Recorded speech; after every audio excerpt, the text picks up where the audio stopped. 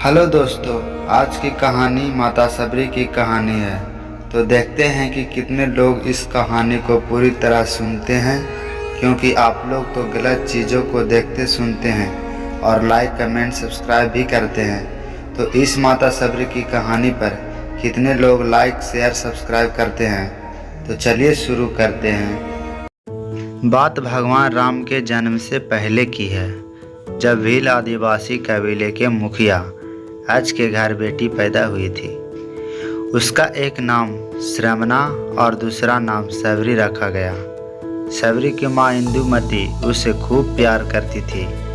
बचपन से ही सबरी पशुओं की भाषा समझकर उनसे बातें करती, और जब सबरी की माँ उसे देखती तो कुछ समझ नहीं पाती थी। कुछ समय बाद एक पंडित ने सबरी के परिवार को बताया कि वो आगे चलकर सन्यासी बन सकती है। इस बात का पता चलते ही सबरी के पिता ने उसका रिश्ता तय कर दिया। जैसे ही शादी का दिन नज़दीक आया, सबरी के घर वालों ने खूब सारी बकरियां और अन्य जानवर घर के पास लाकर बांध दिए। एक दिन सबरी का माँ जब उसे के बाल बना रही थी तो उसने माँ से पूछा, इतने सारे जानवर हमारे घर क्यों लाए गए हैं? माँ ने जवाब दिया, बेटी तुम्हारा विवाह होने वाला है, इसलिए हम लोगों ने इनका इंतजाम बलि के लिए किया है। तुम्हारी शादी के दिन ही बलि प्रथा होगी और फिर इनसे स्वादिष्ट भोजन बनाकर सबको परोसा जाएगा। यह सब सुनकर सबरी दुखी हो गई। काफ़ी देर तक सबरी ने उन जानवरों को आज़ाद करने के बारे में सोचा। सोचते सोचते सबरी के मन में हुआ कि अगर ये जानवर यहाँ नहीं होंगे तो इनकी बलि रुक सकती है। ऐसा नहीं हुआ तो मेरे घर से कहीं चले जाने पर ही यह बलि रुकेगी। जब मैं ही नहीं रहूँगी तब न विवाह होगा और न ही बलि प्रथा। इससे मासूम जानवर बच जाएंगे। इसी सोच के साथ जानवरों को रखी गई जगह पर सबरी पहुंची। उसने सोचा कि उन्हें खोल देती हूँ, लेकिन वो ऐसा नहीं कर पाई। उसके बाद सबरी जंगल की तरफ भागने लगी। भागते भागते सबरी ऋषि मुख पर्वत पहुंच गई। वहाँ करीब 10,000 ऋषि रहा करते थे। सबरी को लगा कि वो भी इसी जंगल में किसी तरह ऋषि मुनियों की सेवा करके अपना जीवन जी लेगी। वो चुपचाप उसी जंगल में एक हिस्से में किसी तरह से रहने लगी। सबरी रोजाना ऋषि मुनियों की झोपड़ी के आगे झाड़ू लगाती और हवन के लिए लकड़ियाँ भी लाकर रख देती। ऋषि मुनियों को समझ नहीं आ रहा था कि जंगल में उनके काम अपने आप कैसे हो रहे हैं। एक दिन सबरी को किसी ऋषि ने देख लिया। उसे देखते ही उसका परिचय पूछा। जैसे ही सबरी ने बताया कि वो भील आदिवासी परिवार से संबंध रखती है तो उसे ऋषियों ने खूब डांट लगाई। सबरी को इस बात का बिल्कुल भी पता नहीं था कि उसकी जाति छोटी है और उसे ऋषियों द्वारा जाति की वजह अपमान सहन करना पड़ेगा।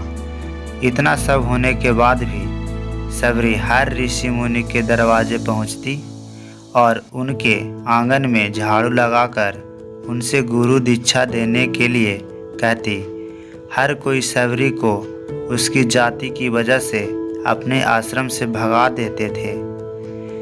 ऐसा होते होते काफ़ी समय बीत गया। उसके बाद सबरी मतंग ऋषि के कुटिया में पहुंची। वहां पहुंचकर मतंग ऋषि को सबरी ने बताया कि वो उनसे गुरु दीक्षा लेना चाहती है। उन्होंने खुशी खुशी उसे अपने गुरुकुल में रहने दिया और भगवान से जुड़ा ज्ञान देते रहे। सबरी ने भी अपने गुरु मतंग ऋषि की सेवा करने में कोई कसर नहीं छोड़ी। वो गुरुकुल के भी सारे काम करती थी। सबरी से खुश होकर मतंग ऋषि ने उसे बेटी मान लिया था। समय के साथ मतंग ऋषि का शरीर बूढ़ा हो गया। उन्होंने एक दिन सबरी को अपने पास बुलाया और कहा, बेटी मैं अपना देह त्यागना चाह रहा हूँ। बहुत साल हो गए इस शरीर में रहते रहते शरीर ने दुखी मन से कहा, आपके ही सहारे मैं इस जंगल में रह पाई हूँ। आप ही चले जाएंगे तो मैं जीकर क्या करूँगी।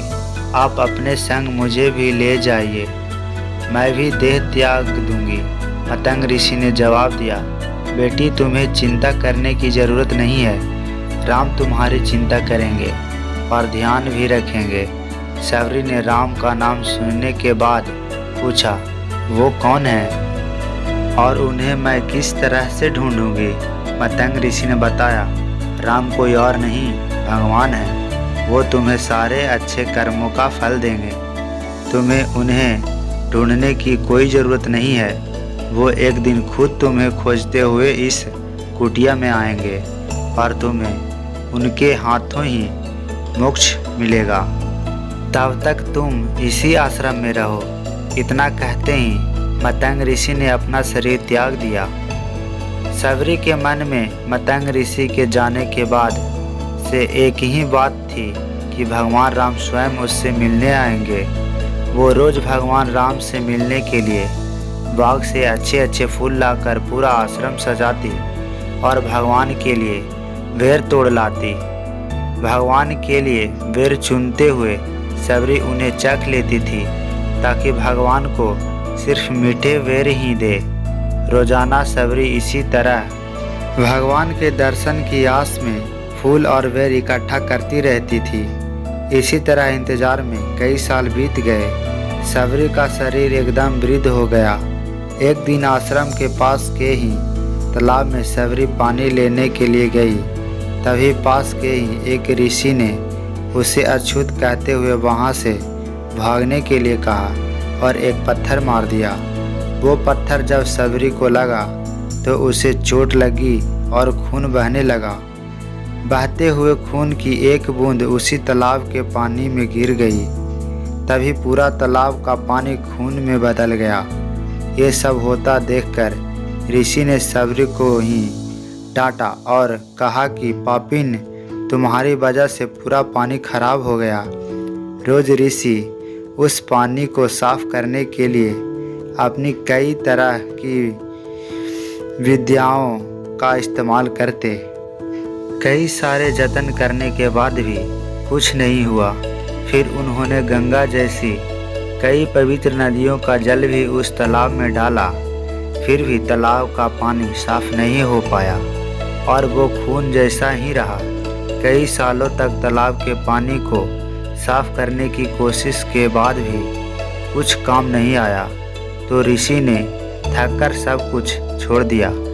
इस घटना के कई सालों के बाद भगवान राम अपनी पत्नी सीता के हरण के बाद उन्हें ढूंढते हुए उसी तालाब के पास पहुँचे। ऋषि मुनियों ने उन्हें पहचान लिया। भगवान को वहां देखकर ऋषियों ने तालाब का पानी साफ करने के लिए भगवान को अपने पैर उसमें डालने के लिए कहा, लेकिन पानी जैसा का तैसा ही था। ऋषि मुनियों ने भगवान से भी कई अन्य जतन करवाए, लेकिन वो पानी जस का तस खून जैसा ही रहा।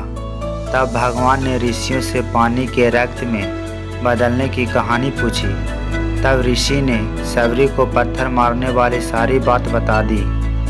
उसके बाद कहा कि वो महिला ही अपवित्र है, छोटी जात की है, इसीलिए ये सब हुआ है। उसी वक्त भगवान राम ने कहा, ये सब आप लोगों के खराब वचनों से हुआ है। सबरी को इस तरह के शब्द बोलकर आप लोगों ने उसे नहीं बल्कि मेरे दिल को घायल किया है। इसी घायल दिल के रक्त का प्रतीक यह तालाब का लाल पानी है। आगे भगवान राम बोले, कहाँ है वो माई, मैं उनसे मिलना चाहता हूँ। तब तक सबरी उसी तालाब के पास पहुँच जाती है। इस दौरान सबरी के पैर को ठोकर लगती है और कुछ धूल उस तालाब में गिर जाती है। तभी सारा पानी साफ हो जाता है। भगवान सबसे कहते हैं कि देखिए, आप लोगों ने क्या कुछ नहीं किया, लेकिन पानी साफ नहीं हो पाया। अभी सिर्फ इनके पैर की थोड़ी सी धूल ने ही तालाब का पानी साफ कर दिया। भगवान राम को सबरी पहचान चुकी थी। उन्हें प्रणाम करके सबरी ने कहा, भगवान आप मेरे साथ कुटिया में चलिए। भगवान भी खुशी खुशी सबरी के साथ चल पड़े। फूलों से सबरी ने भगवान राम का स्वागत किया। वो सीधे बेर तोड़ने के लिए भाग गई और चख चख कर उनके लिए बेर लेकर आई। उन्होंने बड़े ही प्यार से भगवान राम और उनके भाई लक्ष्मण को बेर दिए। भगवान राम ने भी उतने ही प्यार से उन बेर को खाना शुरू किया। तभी बेर देखकर मुंह बनाते हुए लक्ष्मण ने कहा, भैया ये बेर जूठे हैं, इन्हें आप कैसे खा सकते हैं? भगवान ने जवाब दिया, लक्ष्मण ये जूठे नहीं बल्कि बहुत मीठे हैं। सबरी माई हम सबके लिए ये बहुत प्यार से तोड़कर लाई है।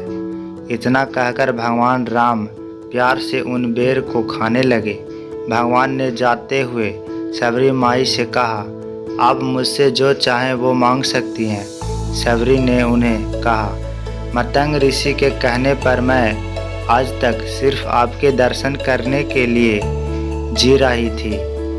अब आप मुझे मोक्ष प्रदान कीजिए। मैं अपना शरीर आपके सामने ही त्यागूंगी। उसी वक्त सबरी ने अपना शरीर त्याग दिया। भगवान राम ने अपने हाथों से उनका अंतिम संस्कार किया और सीता माँ की खोज में आगे बढ़ गए। इस तरह से ऋषि मतंग की बात सच साबित हुई और सबरी को भगवान राम के दर्शन भी हुए। तभी से भगवान राम को सबरी के राम भी कहा जाने लगा। दोस्तों, इस कहानी से यह सीख मिलती है कि सच्ची श्रद्धा हो तो भगवान के दर्शन जरूर होते हैं। और दोस्तों, यह कहानी अच्छी लगी है तो कृपया लाइक करें, कमेंट करें और हमारे चैनल को सब्सक्राइब करें। धन्यवाद।